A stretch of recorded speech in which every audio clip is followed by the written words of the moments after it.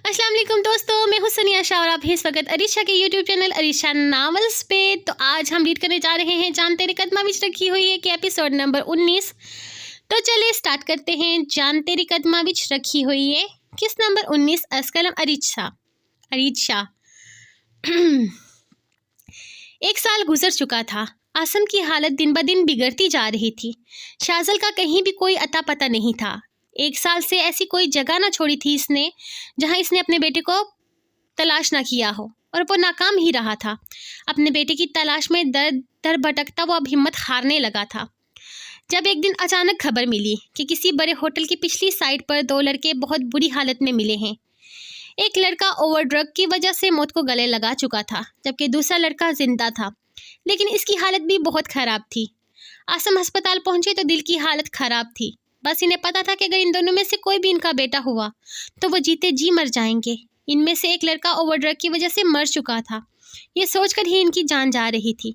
आइए सर, अंदर आइए। ये एक लड़के की लाश को हम फोरेंसिक्स डिपार्टमेंट में ले जा चुके हैं, जबकि दूसरा अस्पताल में दाखिल है। फिलहाल इसे होश नहीं आया, और जितनी बुरी इसकी हालत है आप देख सकते हैं कि शायद ही वो ठीक हो सके। इंस्पेक्टर इसे अपने साथ अंदर कमरे में लेकर आया था, जहां सामने बेड पर अपने बेटे को किसी लाश की तरह पड़े देखकर वो तड़प उठे थे। ये मेरा बेटा है इंस्पेक्टर, ये मेरा बेटा है, ये मेरा शाजल है। या अल्लाह, ये क्या हालत है इसकी। वो तड़प कर इसके चेहरे को चूमने लगे थे, जो होशो हवास की दुनिया से बहुत दूर जा चुका था। फिलहाल ये बेहोश है। इसे जैसे ही होश आएगा हम थोड़ी सी इंक्वायरी करेंगे और फिर इसे आपके साथ भेज देंगे, आप फिक्र मत करें। अब हम आपके बेटे को यहाँ से निकलने नहीं देंगे। इस वक्त ये सदमे में है। असद नामी जो लड़का वो ड्रग की वजह से मारा था, वो इसके बहुत करीब था। वो इसका बेहद अजीज़ दोस्त था। वो काफ़ी वक्त से इसके साथ था। इसकी मौत को ये कबूल नहीं कर पा रहा। पुलिस वाला इनके साथ खड़ा इन्हें बता रहा था। वो बस अपने बेटे का चेहरा देख रहे थे। 19 साल की उम्र में वो अपनी उम्र से कहीं ज़्यादा बड़ा लगने लगा था। चेहरे पर बड़ी हुई दाढ़ी और आंखों के नीचे सुर्ख हल्के इसकी हालत को बयान कर रहे थे। वो वही इसके पास बैठते हुए इसके होश में आने का इंतज़ार करने लग गए थे। अब वो इसे खुद से दूर नहीं जाने देने वाले थे। वो फैसला कर चुके थे कि कुछ भी क्यों ना हो जाए, अब वो अपने बेटे को अपने पास ही रखेंगे। इसे होश आया तो एक दफ़ा फिर से असद इस पर पूरी तरह से हावी हो गया था। वो इसे रोक रहा था, वो इसे मना कर रहा था। इसे इतना ड्रग नहीं लेना चाहिए था, लेकिन वो सुनने को तैयार ही नहीं था। सिर्फ इसलिए कि जिस लड़की से वो मोहब्बत करता था, इस लड़की की शादी हो रही थी। मोहब्बत भी क्या चीज़ है, इंसानों को लम्हों में ख़त्म कर देती है, और इसकी मोहब्बत ने इसे ख़त्म कर दिया था। काश वो अपने इस अजीज़ दोस्त के लिए कुछ कर पाता। काश वो इसे इस तकलीफ़ से बाहर निकाल पाता, इसे बता पाता कि जो कुछ हुआ है इसे भूलकर वो आगे बढ़ने की कोशिश करे, लेकिन ऐसा मुमकिन ही नहीं था। असद ने इसकी बात को समझने की कोशिश ही नहीं की थी। वो इसे छोड़कर चला गया था हमेशा के लिए। इसके इतने रोकने के बावजूद भी ना रुका था वो।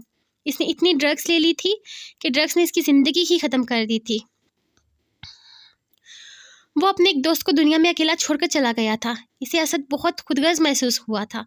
अपनी तकलीफ़ कम करने के लिए इसने मौत को गले लगा लिया, ये सोचे बगैर कि इसे भी एक बड़े भाई की ज़रूरत थी, इसे एक दोस्त की ज़रूरत थी। इसने अपने बेहद करीब अपने बाप को दीवार के साथ सर लगाए देकर दोबारा आंखें बंद कर ली थी। इसे देखकर इसके दिल में कोई जज्बा नहीं जागा था, किसी किस्म की मोहब्बत ने सर नहीं उठाया था। इसे याद था तो बस इतना कि इस शख्स ने सिर्फ इस वजह से इसे खुद से दूर कर दिया था क्योंकि वो ड्रग्स लेता था, और अब तो वो ड्रग्स के बगैर शायद जी भी नहीं सकता था। हाँ, लेकिन वो अपने बाप के बगैर जी सकता था। इसे अपने बाप की ज़रूरत नहीं थी। वो दोबारा से आंखें बंद करते हुए खुद को सुकून पहुंचाने की कोशिश करने लगा, लेकिन बार बार इसकी आंखों के सामने असद के साथ गुजरे वो लम्हात गुजरने लगे थे। वो खाना खाएं या ना खाएं, लेकिन अपने ड्रग्स के लिए पैसे बचा कर रखते थे। जब तलब हद से ज़्यादा हावी हो जाती, वो अपनी जान से बढ़कर काम कर लेते थे। कुछ लोग तो फ़ायदा उठाते थे, जिनको पता चल जाता था कि इन्हें पैसे किस मकसद से चाहिए, वो इनसे थोड़े से पैसों की खातिर डबल ट्रिपल काम करवाते थे, और वो कर भी लेते थे क्योंकि इस वक्त तलब हावी होती थी। लेकिन आज इसे किसी भी चीज़ की तलब नहीं थी। वो खामोश पड़ा था। आज इसे अपना दोस्त चाहिए था जो इसे छोड़कर जा चुका था। वो रोया नहीं था, इसके लिए इसकी आंखों से आंसू का एक कतरा भी नहीं बहा था, लेकिन वो अपने दोस्त को मिस कर रहा था। पुलिस वाला अंदर दाखिल हुआ तो इसने आंखें खोलकर दरवाजे की तरफ देखा था। तभी आसम भी जाकर इसके सर पर हाथ फेरने लगा। इसे जागते देखकर वह हल्का सा मुस्कुराया था, लेकिन शाजल चेहरा फिर गया। इसकी नाराज़गी को महसूस करके आसम तड़प उठे थे। शाजल बेटा कैसे हो तुम? अब कैसी तबीयत है तुम्हारी? पुलिस वाला इसके पास आकर पूछने लगा।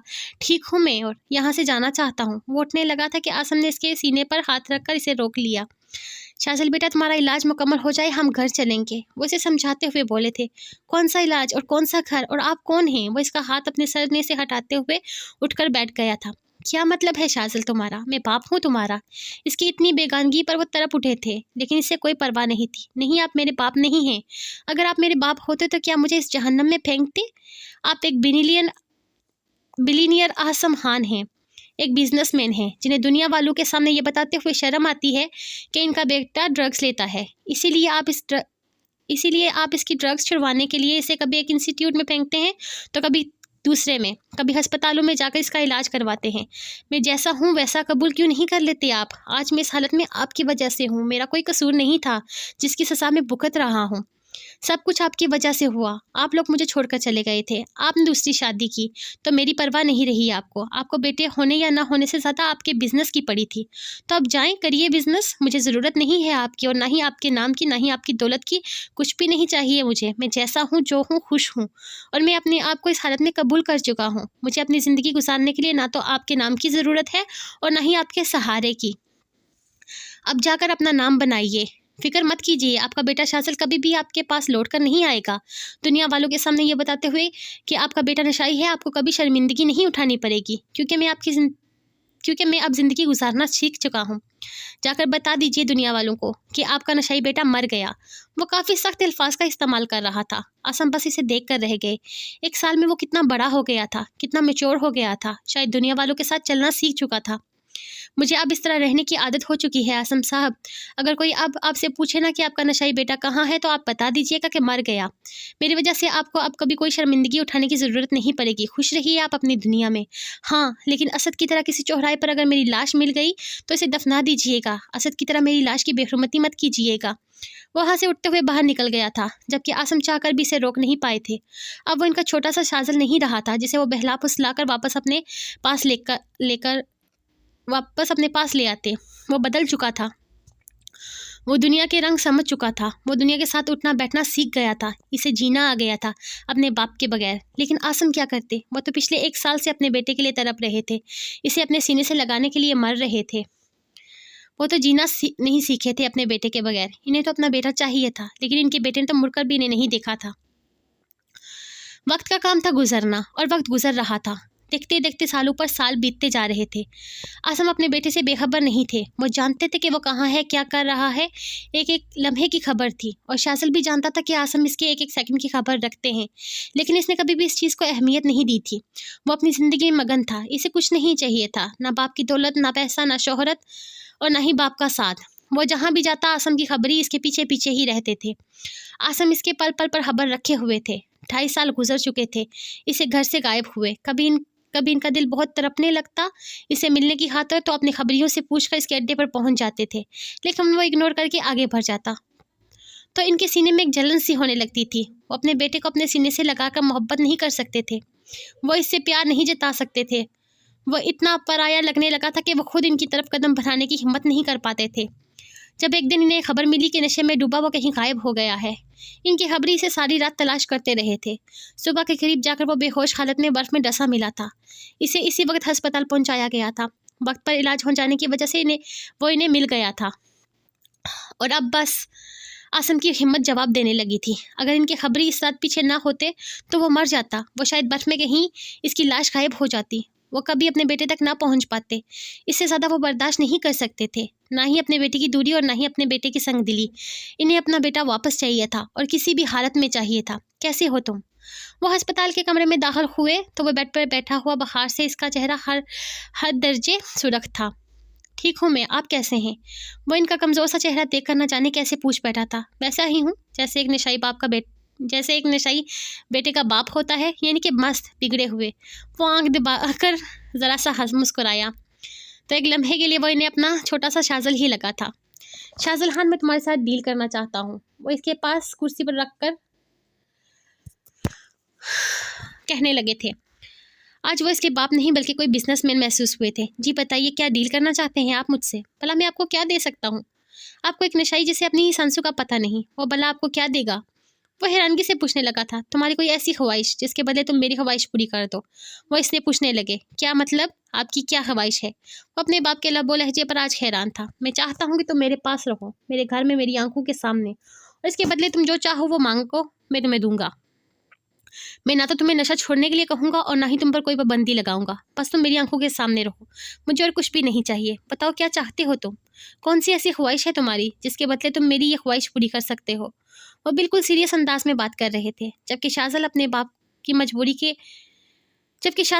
को मजबूरी की इस इंतहा पर देखकर मुस्कुरा दिया था। असद ठीक कहता था, इसका बाप इसे बेहद चाहता है। मेरा दोस्त असद मर गया, इसकी मोहब्बत की शादी किसी और के साथ हो गई और वो ये सदमा बर्दाश्त नहीं कर सका। शायद मैं भी नहीं कर सकूंगा। क्या मतलब, क्या कहना चाहते हो तुम? वो इसकी बातों पर हैरान थे। आप जो कहेंगे मैं करूँगा, लेकिन मैं अपनी मोहब्बत से दस्तबरदार नहीं हो सकता। मुझे अरूम चाहिए डैड। अगर मुझे अरूम मिल गई तो मैं आपसे वादा करता हूँ कि मैं हर वक्त आपके साथ रहूँगा, आपके पास रहूँगा।